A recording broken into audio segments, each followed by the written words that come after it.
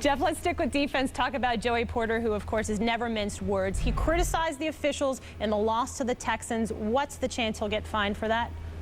I think it's pretty good. Joey never, like you said, he's never shy, and in the locker room after the game, he criticized the officiating crew for basically ruling an incomplete pass on a play with just over a minute left. He believes should have been a fumble, should have been a sack, and basically should have won the game for the Dolphins.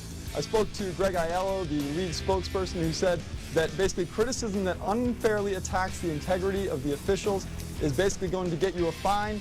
Porter wasn't fined back in 2005 when he criticized the officials for basically saying that they wanted the Colts to win. This time, I think he's got a better chance. Lost in all of this, though, is the fact that Porter on the field is playing ferociously. He's back to being his same self off the field, back to being his same self on the field. 6.5 sacks, that's second in the league. And not to mention, he's playing ferocious. 5 quarterback hurries in the most recent game. Yeah, I'm sure Matt Schaub didn't enjoy spending quality time with Porter last week. But speaking of Schaub, people have questioned him since he got to Texas last year.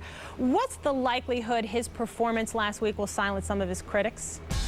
I don't think it will. Just look at that game. I was in Houston, and Sage Rosenfeld, the backup quarterback who basically had 3 turnovers the week before against the Colts, they were chanting for him, saying, "We want Sage." So I don't know what that says about your job security when you're Matt Schaub and they're actually chanting for the guy who lost the game the week before, but I'm guessing it's not very good. Threw 2 picks, was 10 of 18 in the first half, and while he did come around in the second half, mostly because of Andre Johnson's 10 great catches, if he starts to slip again, I think that they're going to be starting calling for Matt Schaub again. So while he enjoyed that celebration in the end zone at the end of the game, you better enjoy it a lot, because the second he slips, they could be calling for Sage Rosenfeld to come back in that game. Well, you know what they say, guys. The most popular guy on the team is always the backup quarterback. Jim Trotter from SI, Dan Pompey from the Trib, Jeff Darlington from the Miami Herald. Thanks to all. Plenty more NFL on the way.